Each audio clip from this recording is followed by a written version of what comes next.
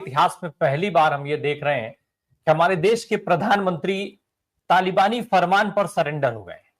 सोचिए जरा कि तालिबान का एक कार्यवाहक विदेश मंत्री हमारे देश में आता है, हमारे विदेश मंत्री के साथ उनकी मुलाकात होती है, बातचीत होती है, कहा यह जाता है कि बहुत महत्वपूर्ण बात हुई, लेकिन एक ज्वाइंट प्रेस कॉन्फ्रेंस नहीं हो पाती है। हमारे देश के विदेश मंत्री ये नहीं बताना चाहते हैं देश की जनता को कि आखिर बातचीत हुई तो क्या हुई। अफगानिस्तान के जो विदेश मंत्री हैं, कार्यवाहक विदेश मंत्री अमीर खान मुत्तगी, उनकी एक प्रेस कॉन्फ्रेंस पर बवाल मचा पड़ा है। क्यों मचा है? प्रेस कॉन्फ्रेंस तमाम सारे नेता करते हैं, किसी भी देश से आने वाले। बात दरअसल ये है कि वो प्रेस कॉन्फ्रेंस एक ऐसे देश में या किसी भी नेता की तरफ से एक प्रेस कॉन्फ्रेंस की जाए एक ऐसे देश में जहां आज वर्तमान सत्ता में बैठे हुए लोग खुद को महिलाओं का सबसे बड़ा जो है वो उद्धारकर्ता के तौर पर प्रस्तुत करने की कोशिश कर रहे हैं। नारी शक्ति, नारी वंदन और कौन कौन सी योजना और स्कीम्स लॉन्च करने वाले जो लोग हैं, हर रोज मंचों से घंटों महिला सशक्तिकरण को लेकर के भाषण देने वाले जो लोग हैं, उनके देश में विदेश का एक नेता आकर मान सुनाए कि हम एक प्रेस वार्ता करेंगे, लेकिन उस प्रेस वार्ता में कोई महिला पत्रकार नहीं होगी। और हमारे देश की वो लोग जिनके मैं कसीदे पढ़ रहा था, वो लोग स्वीकार कर ले उसको, तो इसको क्या कहा जाएगा? क्या उसको झुका हुआ नहीं माना जाएगा? ये सवाल है। अब एक के बाद एक तमाम जो जिस तरीके से हम देख रहे हैं और जो रिएक्शंस आ रहे हैं, उसने पूरी तरीके से भद्द पिटवा रखी है आज हमारे सरकार की, मोदी जी की, देश से विदेश तक। क्या ये सवाल आज मोदी की तरफ नहीं दौड़ रहे हैं कि भाई आप तो लंबी लंबी बात करते थे महिलाओं को लेकर के, लेकिन हश्र क्या किया आपने देश की महिलाओं का? पत्रकारिता जगत में जो महिलाएं हैं उस इस देश की सबसे सक्षम महिलाएं मानी जाती हैं, सबसे प्रबुद्ध महिलाएं मानी जाती हैं, और उन महिलाओं को आप रोक देते हैं तालिबान के एक नेता के कहने पर। और तो नाज़रीन, भारत किसी का अपना नहीं है और ना ही इसको चलाने वाले नरेंद्र मोदी। आज ये बात उनकी मीडिया, उनकी आवाम को समझ में आ गई है, जिसकी वजह से तमाम मीडिया उनके ऊपर भड़की हुई है, गुस्से में है। आप ये वीडियो देखें। तो जब भद्द पिटने लगी तो वही नेता, वो नेता मोदी जी से भी बड़ा सरेंडर करने वाला निकल गया। वो कह रहा है कि हमने तो कहा ही नहीं था। मोदी जी की स्थिति को समझिए जरा। वो नेता कह रहा है कि हमने नहीं कहा था कि महिला पत्रकारों को नहीं बुलाना है। अब मोदी जी, हमारे देश का विदेश मंत्रालय कह रहा है कि हमारा इस प्रेस कॉन्फ्रेंस से कोई लेना देना नहीं। ये तो अफगानिस्तानी एम्बेसी के अंदर हुई और उन्होंने ही मीडिया की लिस्ट फाइनल की, उन्होंने चुनिंदा पत्रकारों को बुलाया। जो नेता आया जिसके लिए आपने अपनी भद्द पिटवाना स्वीकार किया, जिसके लिए आपने इस देश की करोड़ों महिलाओं का अपमान किया, वो भी मुकर गया अपनी बात से। आपकी स्थिति क्या रही? लेकिन अब आप इस स्तर पे सरेंडर हो जाएंगे, ऐसा भी क्या है भाई? सबके सामने अमेरिका के साथ वही हाल है आपका, चीन के साथ वही हाल है आपका, किसी दूसरे देश में जाते हैं वही हाल है आपका, इंग्लैंड से लेके पाकिस्तान तक जिसको जो चाहता है, जैसे चाहता है वैसे सरेंडर हो जाते हैं आप। कहां भाई, स्पाइनलेस बिल्कुल हो चुके हैं क्या? तालिबान जिस मानसिकता को रिप्रेजेंट करते हैं वो मनुस्मृति की मानसिकता है। मनुस्मृति में जो महिलाओं के लिए कहा गया है कि पिता रक्षति कौमार्य, पिता के संरक्षण में बचपन में, और जब युवा हो जाए तो पति के संरक्षण में, और उसके बाद जो भी बेटे के संरक्षण में रहे, मतलब मर्द के संरक्षण में औरत को रहना चाहिए। और सेम यही बात तालिबान कहते हैं कि महरम मतलब पुरुष के बगैर आप बाहर नहीं जा सकती महिलाएं कहीं। पढ़ना लिखना तो बहुत दूर की बात है कि एक एज है उसके 12 साल की या 10 साल की एज के बाद पढ़ना लिखना वहां महिलाओं का बंद है।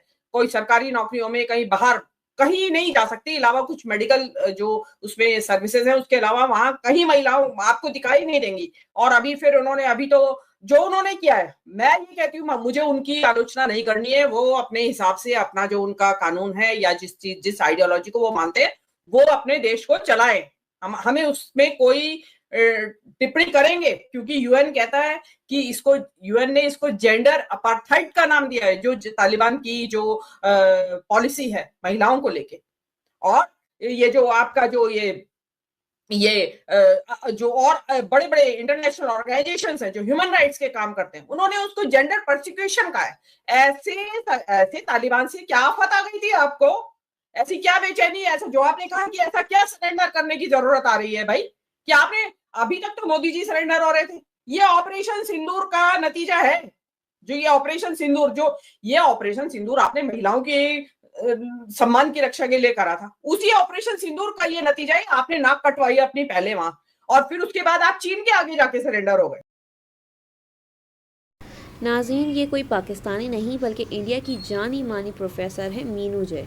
इनका कहना है कि तुम पाकिस्तान से पिटे हो ऑपरेशन सिंदूर में, और अब उसके बाद तुम्हें कोई मुंह नहीं लगा रहा है, ना चाइना ना अमेरिका, तो अब तुम जाके तालिबान के कदमों में पड़े हो। क्योंकि आपको अमेरिका घास नहीं डाल रहा है, आपको दुनिया घास नहीं डाल रही है, और उसके सामने जाके आप सरेंडर हो गए अब तालिबान के, कि जो इकलौता देश था जो आपके साथ खड़ा हुआ था ऑपरेशन सिंदूर के बाद के सामान टाइम।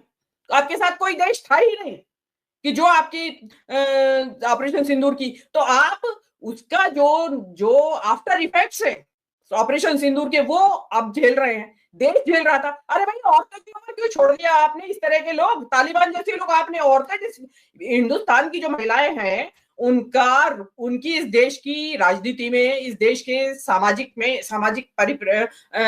फील्ड में उनकी क्या भूमिका होगी, तालिबान डिसाइड करेगा। और तालिबान होते कौन है, आपको हम महिलाओं को बताने वाले? अरे जो बिल्कुल सही कहा मेरे जो महिला, जो आपने लीडर्स के उन्होंने सुनाए हैं आपने, उसमें उन्होंने बिल्कुल सही कहा कि आप जो हैं, जो उसमें पुरुष गए थे, जो पुरुष पत्रकार थे, उनको इमीडिएट बॉयकॉट करके आ जाना चाहिए था। वो किस लालच में बैठे थे वहां? मतलब अफगानिस्तान की ट्रिप लेना चाहते हैं क्या? वो अफगानिस्तान की नागरिकता चाहते हैं क्या? मतलब ये कहां आ गए हैं हम भाई? मतलब आपने महिलाओं को इतना सस्ता और इतना दोयम दर्जे का, मतलब आप क्या, मुझे तो ये खतरा नजर आ रहा है कि कहीं मनुस्मृति में जो महिलाओं की स्थिति है वो यहाँ लागू तो नहीं होने जा रही है, जो कि आपने इस तरीके के लोगों को आपने बुलाया। अरे आपका मिलना था किसी थर्ड कंट्री में मिल लेते, मुस्ताकी से, जो उनका विदेश मंत्री है, आप यहां बुला के, और वो तालिबान जिसकी कि 2021 में जब तालिबान कब्जा किया, अफगानिस्तान की सत्ता पे काबिज हुए, उस वक्त यहाँ के टीवी चैनल्स की आपने वो नहीं चलाई, राम प्रकाश जी, क्लिपिंग्स, या उनका कुछ स्क्रीनशॉट तो दिखा देते। ये एबीवीपी की रूबिका लियाकत, सुधीर चौधरी क्या क्या बोल रहे थे तालिबान को। नाज़रीन, कुछ ये हालात हैं भारत के आजकल। कल तक जो नरेंद्र मोदी की गुण गाते थे वो आज उन्हीं के ख़िलाफ़ हो गए हैं, और उनका कहना है कल तक जो नरेंद्र मोदी और गोदी मीडिया तालिबान को गालियां देती थी, बुरा भला कहती थी, वो आज तालिबान के साथ हैं, उनको बुलाया जा रहा है। ऐसी क्या मजबूरी आ गई? क्या पाकिस्तान से लड़ने हमारे पास कोई नहीं रहा? ये सवाल हैं भारतीय मीडिया के। गालियां दे रहे थे दुनिया भर की, आज वही तालिबान इनका के सामने सरेंडर हो गए। और महिलाओं के मामले में जो आप बात क्या करते हैं, मतलब आप इसका मतलब दिखावटी, क्योंकि आपको लगता है जैसे आप विदेशों में जाके गांधी के सामने नतमस्तक होते हैं, ऐसे ही आप अपनी इमेज बनाने के लिए, मैं I am so liberal, I am so modern in my thinking, कि मैं महिलाओं को ये सम्मान देता हूं, और आप एक, अरे आपने अलाउ कैसे होने दिया? जब आपके कंट्रोल में पूरी देश की मीडिया है, तो उस मीडिया को क्यों नहीं आपने इंस्ट्रक्शन दिए कि बाहर आ जाइए तुरंत? कोई नहीं करेगा इनकी। लेकिन क्योंकि आप जो है पाकिस्तान से इतना डरे हुए हैं कि आपको तालिबान के आगे सरेंडर होना पड़ रहा है। आज आपको पाकिस्तान का इतना डर आपके दिमाग में समाया हुआ है कि आपने तालिबान को दोस्त बना लिया अपना। तो आप महिलाओं को जो आप जो कहते हैं ना, बेटी बढ़ाओ, जो आपने बताया अभी की लड़की बहना और माँ का सम्मान, मातृवंदन, माँ को गाली दे दी तो पूरा देश बंद हो जाएगा, बंद कॉल दे दी जाएगी, माँ को गाली दे दी गई है अगर तो। लेकिन यहाँ स्त्रियों को गाली दी गई है, जो आपने कहा पत्रकार महिलाओं को, इससे बड़ा अपमान हो सकता है कोई? हाँ, एक बात जरूर इस सारे प्रकरण में सराहनीय हुई है, वो, लेकिन सराहनीय ये हुई है, वो मोदी जी के लिए, विश्व गुरु साहब के लिए तो बड़ी शर्म से डूब मरने की बात है। एक आदिम युग में जीने वाला तालिबान, जो पुराने पता नहीं कौन से कबीलाई जीवन जी रहा है, उसका विदेश मंत्री प्रेस कॉन्फ्रेंस कर रहा है। हमारे वाले को जो 11 साल हो गए, उनको विश्व गुरु 56 इंच के हैं, उनकी आज तक हिम्मत नहीं हुई कि वो एक प्रेस कॉन्फ्रेंस कर ले। तो एक ये इसका बस प्लस पॉइंट जो है कि वो उसमें सारा दिखाई देता है। और रही एम्बेसी की बात, वहां एम्बेसी जो है, जो दिल्ली में इस टाइम एम्बेसी है, वो तालिबान के कब्जे में नहीं है, वो अशरफ गनी सरकार के कुछ डिप्लोमेट्स चला रहे हैं।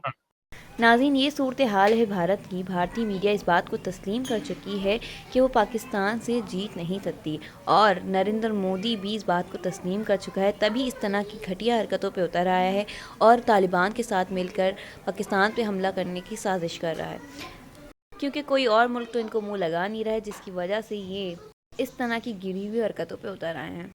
नाज़रीन, उम्मीद है आपको हमारी वीडियो पसंद आई होगी। मिलते हैं अगली वीडियो में, तब तक के लिए अल्लाह हाफ़िज़।